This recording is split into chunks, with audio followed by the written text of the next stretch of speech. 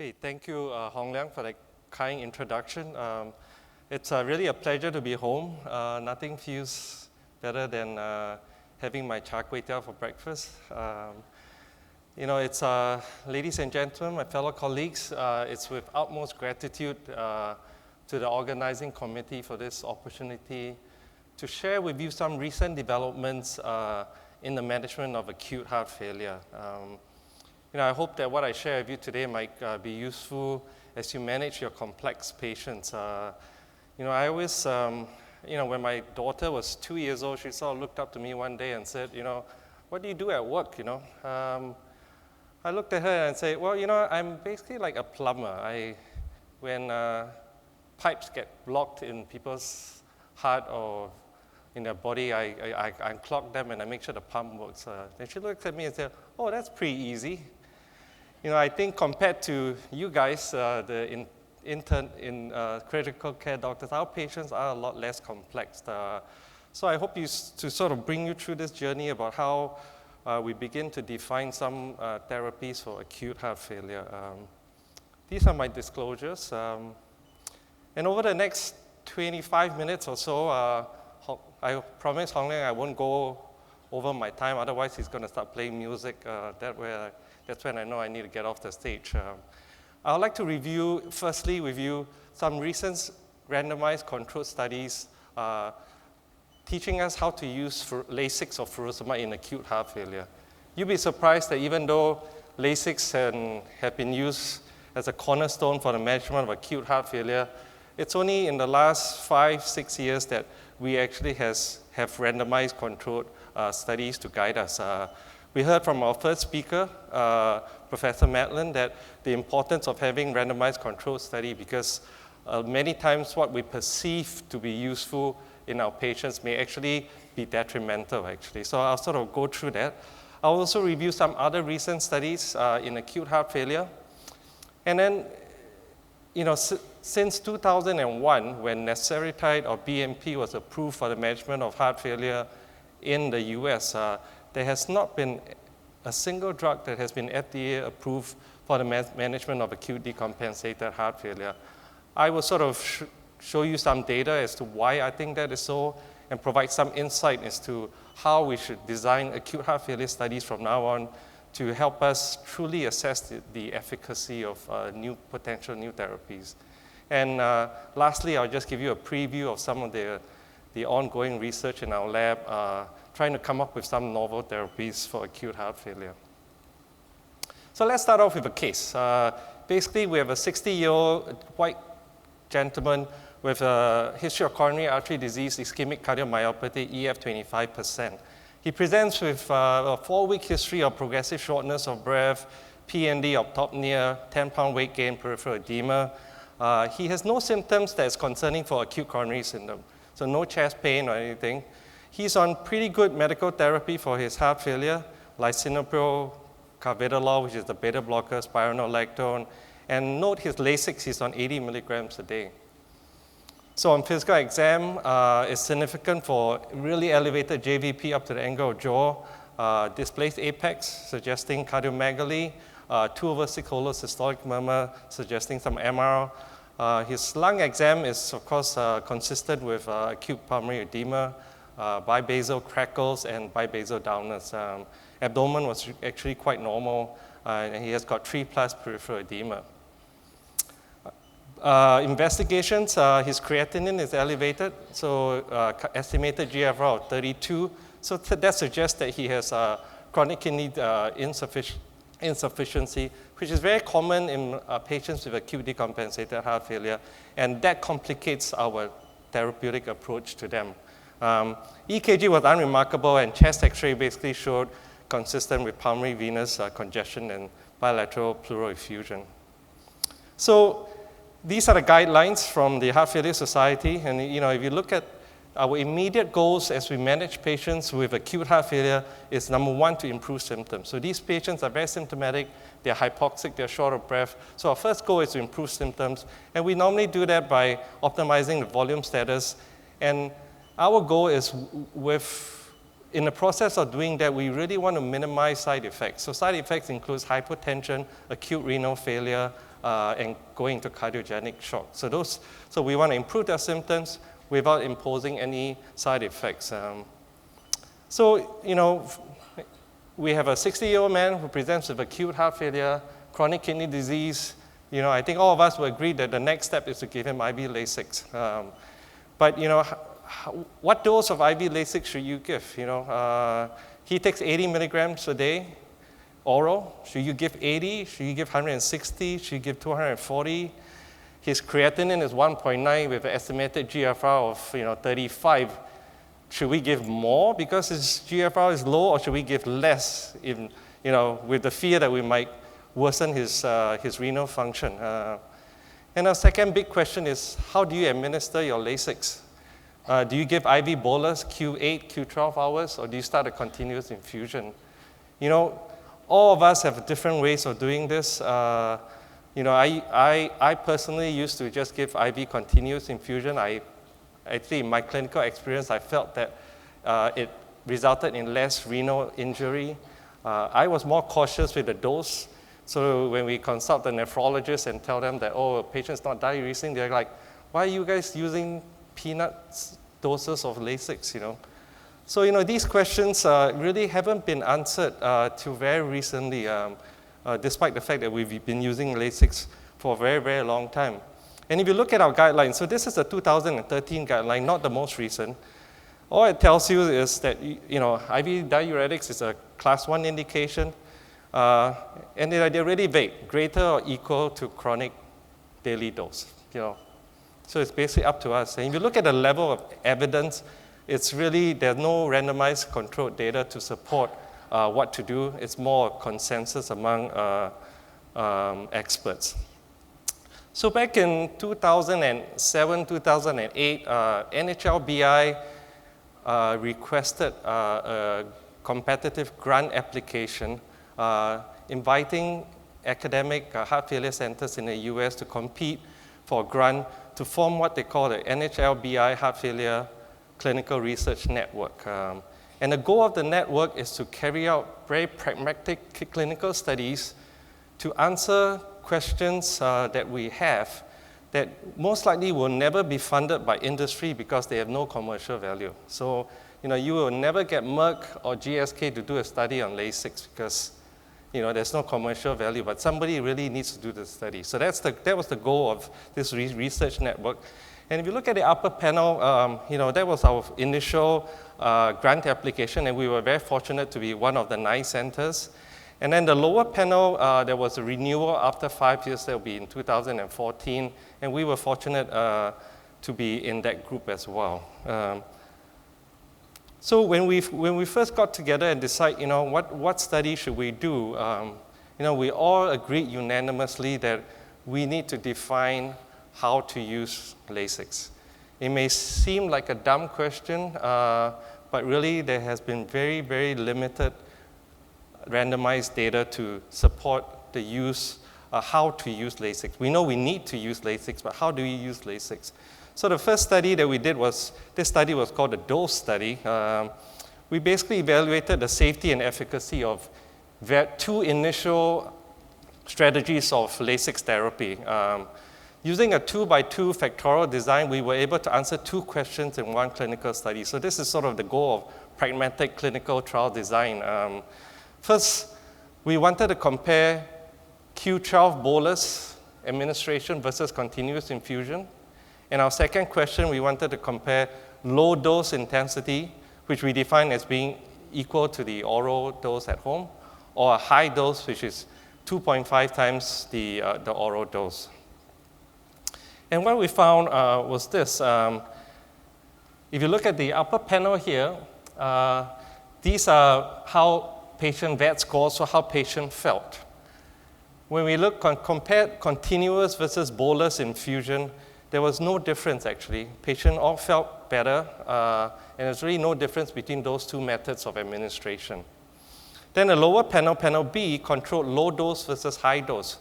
And there is a trend that with high dose diuretics, patient felt better quicker with a p-value of 0.06, but certainly a trend.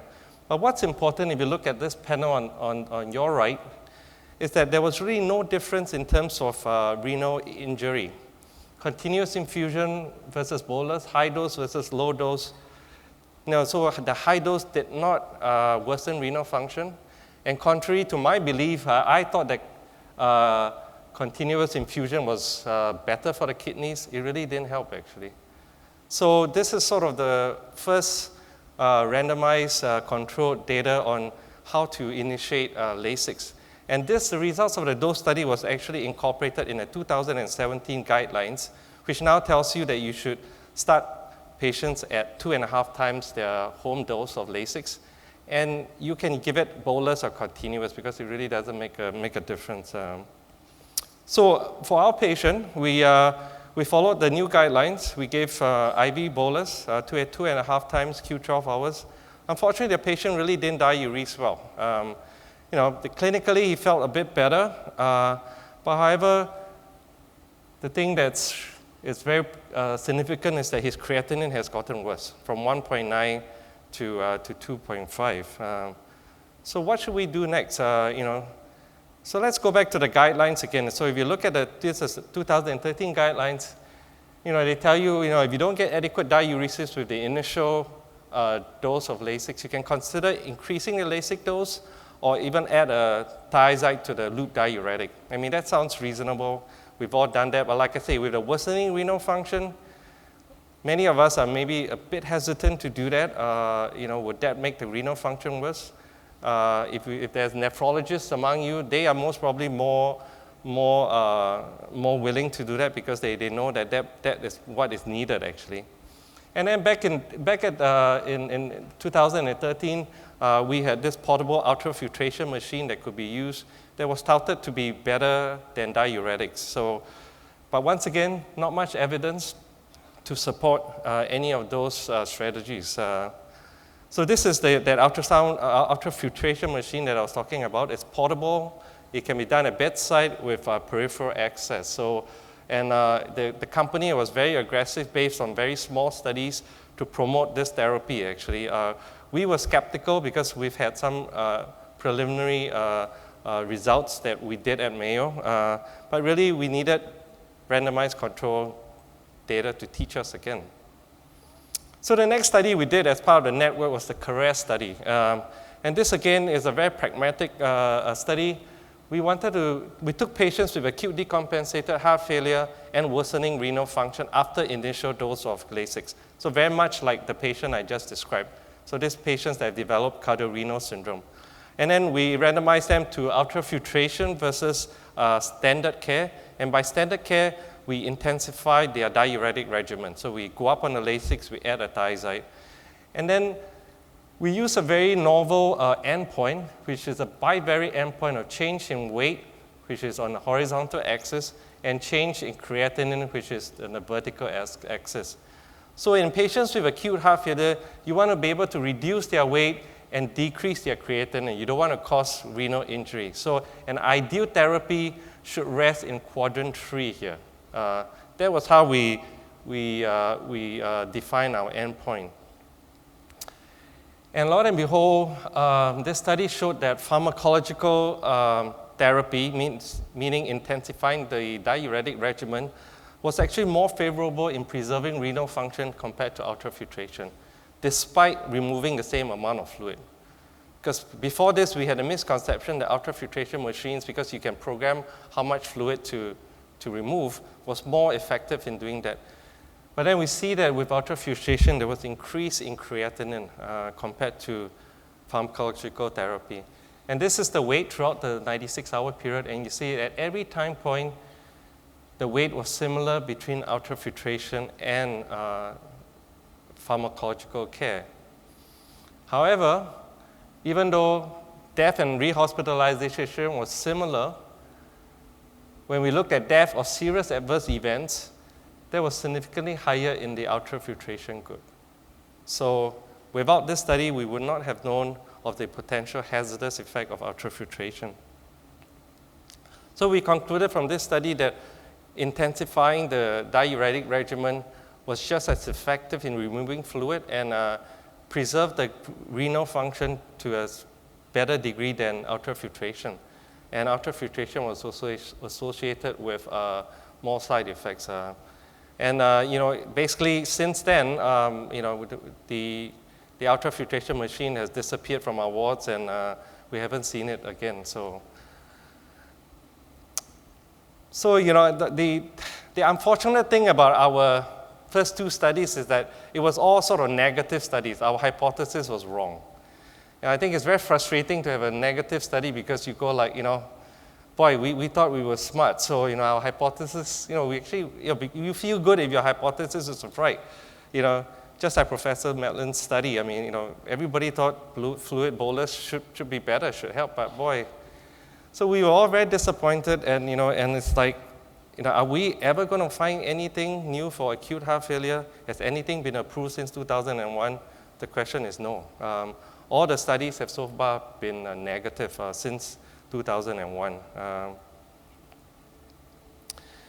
So we know that patients, like our patient, who have acute heart failure and renal dysfunction, they are at high risk for worsening outcomes, inability for us to diuresing them properly.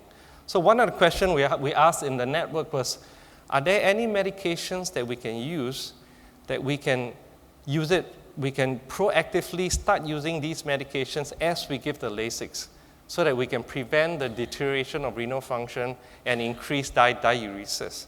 So as we sort of look through the potential biological actions of therapies that are out there, we came up with two that potentially could help. I think everybody is familiar with dopamine. And early animal studies have shown that given at a low dose, less than 2 mics, it might activate the dopamine receptors and have vasodilatation and improve renal function. And subsequently, a few authors, Dr. Al Khayyam and I, have shown that in patients with heart failure and reduced EF, low-dose dopamine does improve renal blood flow and improve GFR. So there is certainly a hint that dopamine might be useful to preserve renal function in patients with acute heart failure. But once again, no randomized controlled study. I should say no robust randomized controlled study. This is a meta-analysis of 61 sort of small studies, and really they concluded that dopamine may increase urine output over the first 24 hours, but really didn't do anything to preserve renal function. So the bottom line is, we really don't know actually whether dopamine helps. Then another group of biological agents that we think might help are the natriuretic peptides. These are a family of structurally similar but genetically different peptides. We have AMP here, which is actually used in Japan as caparitype for the management of acute decompensated heart failure. Then we have eularitide, which is only 4 amino acids difference, and it has recently completed a phase 3 study, which I will share with you in a later slide. And of course, in the US, we have neceritide, the last drug that was approved for acute decompensated heart failure. And this group of peptides really have biological properties that could be very useful in acute heart failure. They have lucitropic actions. They help the heart relax so that decrease filling pressures. They act on the kidneys. They cause diuresis, natriuresis, but they inhibit aldosterone. They have sympathoinhibitory effects, and they have vasodilatory effects. So that's why they have been investigated for a long time as a potential therapy in acute heart failure, and that was how BMP got approved in US and AMP got approved in Japan. But however, in 2001, the FDA had a different criteria for approving heart failure therapies, because the goal of the acute heart failure therapy is to improve symptoms. So back then, neceritide was approved for the management of acute heart failure because it improves symptoms quicker and faster compared to nitroglycerin and placebo. But subsequently, there was some meta-analysis and unproven question that neceritide may be harmful, that it may cause harm. And since then, the FDA has required that any heart failure drug that needs to be approved have to show long-term benefits, like mortality or rehospitalization. So as such, The ASCEND study was carried out by the Duke group. Chris O'Connell and all carried out. This is by far the largest study in acute decompensated heart failure. Over 7,000 patients randomized to neceritide versus placebo. And the standard recommended dose for neceritide is actually a bolus with an infusion. And we know from previous study that that's a very hypotensive dose.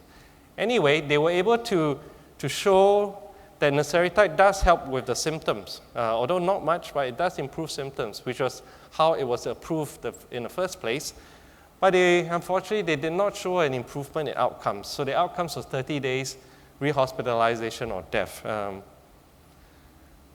But when we look at the subgroup analysis, like I say, this is a very vasoactive drug. So the dose that they used, giving the bolus and the infusion, that resulted in significant hypotension.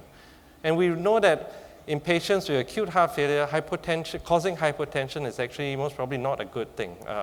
You might turn them into cardiogenic shock. So we've always had the hypothesis in the lab, because we've worked with natriuretic peptides before, that using low dose of the natriuretic peptides without causing systemic hypotension may be useful for the kidneys. And to answer that question, we used a very novel catheter, and we were able to catheterize both renal arteries. And we were able to infuse the neceritide directly into the renal arteries, and we compared that to systemic infusion. And what we found that when neceritide was administered systemically, there was drop in blood pressure. When we administered straight to the kidney, there was preserved blood pressure. Renal perfusion pressure was preserved. This resulted in increased natriuresis, diuresis, and increased GFR. So we translated this into the bedside. We did a small study where we used very low dose neceritide, only half the infusion dose without the bolus. And once again, we were able to show that with the low dose, there was no change in blood pressure and renal function improved. And we also tested this out in a group of patients that had renal dysfunction and was undergoing cardiopulmonary bypass. And I'm sure there's a lot of anesthetists in this room. Those patients are at risk for developing renal failure post-op.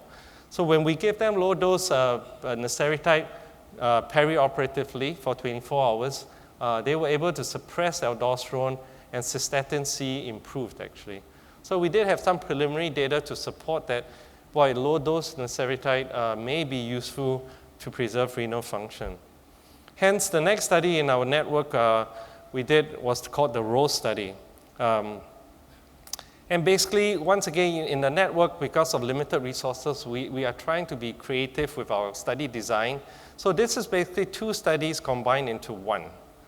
We have two hypotheses. Our first hypothesis is that low-dose dopamine may be useful in preserving renal function. And our second hypothesis is that low-dose neceritide may be useful. So this was how we got about trying to sort of maximize our resources. Patients are first randomized to a strategy, then they are randomized to placebo or drug therapy,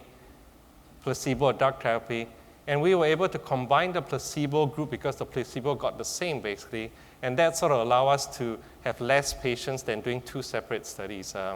And all patients received standard Lasix doses based on the previous dose study. And our co-primary endpoints was decongestion, measured by 72-hour urine output, and also cystatin C. Unfortunately, once again, our hypothesis was wrong. If you look at urine volume and cystatin C, there was no difference between dopamine and placebo. When we look at secondary endpoints, in terms of decongestion, renal function, symptom relief, there was no difference as well. Very disappointing. However, you see that patients on low-dose dopamine, which was supposed to be renal-specific, continue to have increased incidence of tachycardia, and they were less hypotensive. So maybe we didn't go low enough. We were causing systemic effects. And it didn't really change clinical outcomes. Similarly, for the neceritide strategy, no difference between placebo and neceritide, no effects on secondary endpoints. However, even with this low dose, there was a trend for high hypotension in the neceritide group, and there was no difference in clinical outcomes. So once again, another negative study, but at least it tells us that we should not routinely use low-dose dopamine or neceritide. So based on these studies, our conclusion was that as a preventive strategy, low-dose dopamine should not be given to everybody. We should start off by what the dose study taught us. We should use high doses of diuretics. And we also found that despite, we call it low-dose dopamine, it's really not renal specific because we saw increased tachycardia. And we need to individualize the use of dopamine. And the same conclusion from neceritide, not to be used in every patient, but may be useful in certain patients that is not hypotensive, that is vasoconstricted, and have high filling pressures. So I just want to quickly just show you two more negative studies. Unfortunately, like I told you, every heart failure study since 2001 has been negative. This is the RELAX-HF. It's basically looking at serelaxin, which is relaxing. Relaxing is a hormone that produces during pregnancy and may have vascular and effects, actually. And this study has turned out to be negative. And a true AHF study, which looks at ularitide, once again, potentially may be useful based on previous study. This turned out to be negative too. So it's very disappointing. Now the question, I just want to briefly wrap up real soon. Why are all these tests negative? Acute heart failure is a very heterogeneous group. Half the patients have preserved EF and half have reduced EF, and yet we include all of them in the study. So I think we really need to be able to think differently. And the question is, can 48 hours of therapy really improve clinical outcome? Is it realistic? So I just want to quickly show you some evidence. In the Roe study, it was negative. But when we look at EF, patients who reduced EF seem to benefit from dopamine and neceritide, whereas patients who preserved EF did not. So I think as we move along, we really need to divide patients with acute heart failure into those with preserved EF and those with reduced EF. And really, if you just give a drug for 48 to 72 hours, can it really affect outcomes? As I've showed you previously, neceritide didn't improve outcomes when given 48 to 72 hours. We have carried out a pilot study where we gave subcutaneous neceritide for 8 weeks. And we were able to show that with 8 weeks chronic therapy, we did improve LV outcomes, LV volumes, LV remodeling, and patient symptoms. So this is the last study that I'm going to present. So this is the only sort of semi-positive study in acute heart failure. And this is using Entresto. So Entresto is this new medication with a vasopeptidase inhibitor and valsartan, and it's been approved for use in chronic heart failure therapy. And in this study, they picked heart failure patients, acute heart failure patients, but only those with reduced EF. So they left out those with preserved EF. And what they did was they were able to start it in hospital and continue to give patients this for another 6 months. And you can see that when they look at BMP levels, which is a surrogate marker for LV remodeling, that did improve. So they haven't shown mortality yet, but I think that is a hint that from now on, studies in acute heart failure really needs to take into consideration EF, and also we need to be able to give the drug chronically. So everything's been negative. Do we give up? Nope. That's what research is all about. You got to keep going and never let anything stop you. Well, in the lab, we are coming up with some novel therapies, and one of them is to sort of combination of drugs. We know PDE5 inhibitors like Viagra breaks down cyclic G. Cyclic G is the second messenger of the natriuretic peptide. So when we combine PDE5 with cyclic G, we saw a very robust renal effect. So we are currently, with one of my NIH studies, we are doing a pilot study to see if we can translate that into humans. And also, we discovered this alternatively spliced BMP, and we were able to, and this BMP is very unique in the sense that it does not drop blood pressure. So compared to BMP, it does not drop blood pressure, and it improves renal function. So this seems to be a renal-specific drug, and once again, with the NIH funding, we're doing a pilot study to see if this can be translated as well. So I'm going to end quickly and with a personal note. As Horng has said, I've had the pleasure over the last 25 years to meet up with a lot of fellow doctors from Singapore. I'm really touched and glad that the conference has set up a Eugene Goh Award. I had the pleasure of knowing him well, and he really has qualities that all of us should look up, and I'm glad that the young physicians will at least get to know a bit of his legacy by this award. So thank you. I'm sorry I'm a bit over time, Hong Leong. I promise not to, but